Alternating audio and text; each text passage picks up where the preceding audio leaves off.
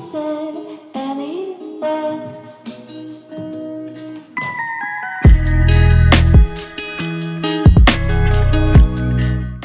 Hello there, Tamra here, and welcome to the Loft.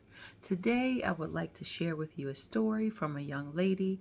It's a little bit sensitive, however, she felt that she wanted to share this with the audience so that it may possibly help someone, and I'm sure that it will because a lot of women go through it. It is a sensitive topic, but in which I empathize because I've experienced it myself in a different way, and which I'll share with you at the end of this story. But I would like to first give her her platform. Hello, everyone. I'm going to be sharing a testimony on a time that God answered my prayers. I would like to stay anonymous since this is something very hard for me, and I'm sure it's very hard for many women. 1 in 4 pregnancies end in miscarriages. I never thought something like this would happen to me. Growing up, I never heard of anything called a miscarriage.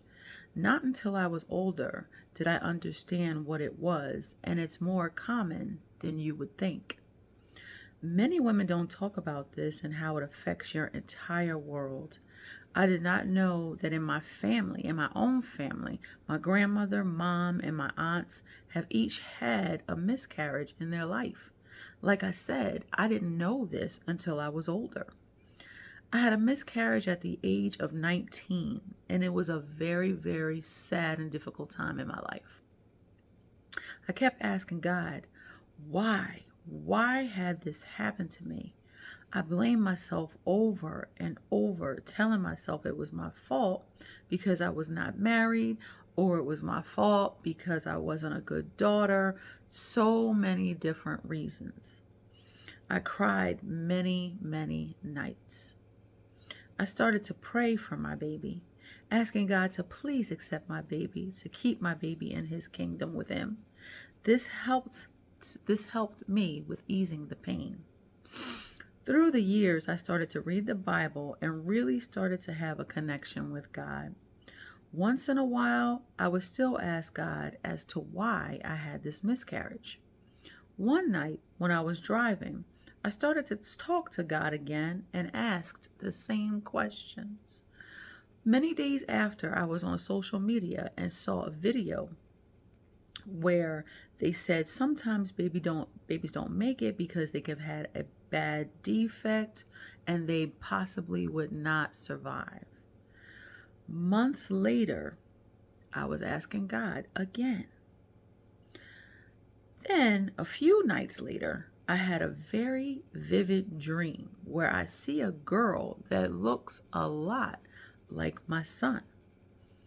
She is so beautiful and she looks so happy, all dressed in a white dress. She kept reaching out to me and trying to hold my hand, and the other one was holding her heart.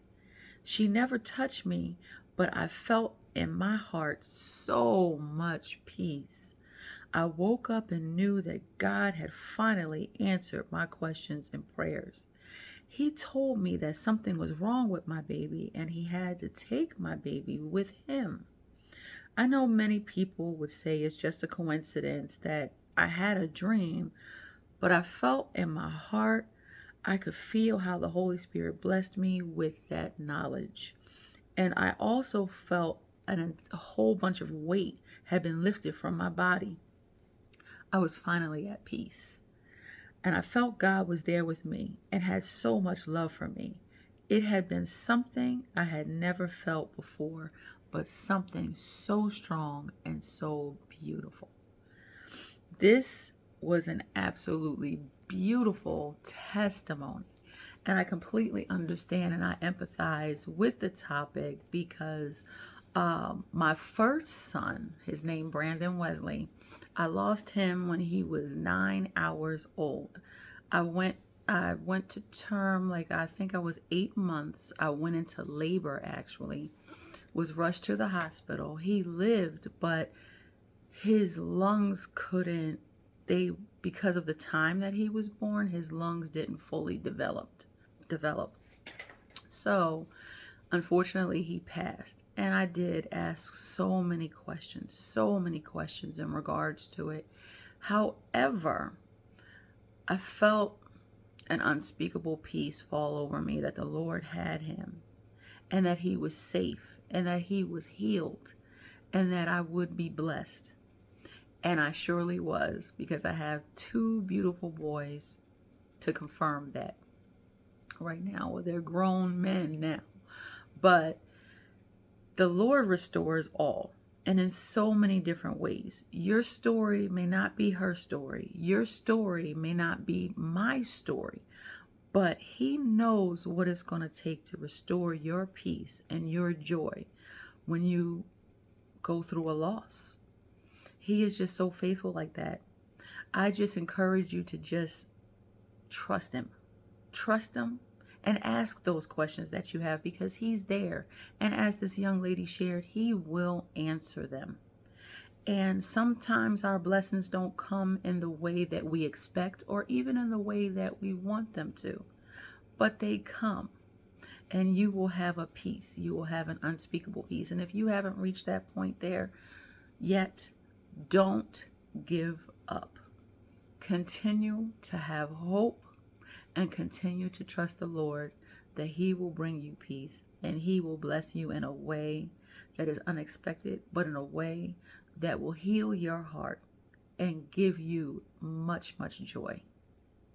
I thank you for listening, and I hope you all have a wonderful day. And in the meantime, remember to hold on to that dream, and with unwavering faith, begin to live it. Bye-bye for now.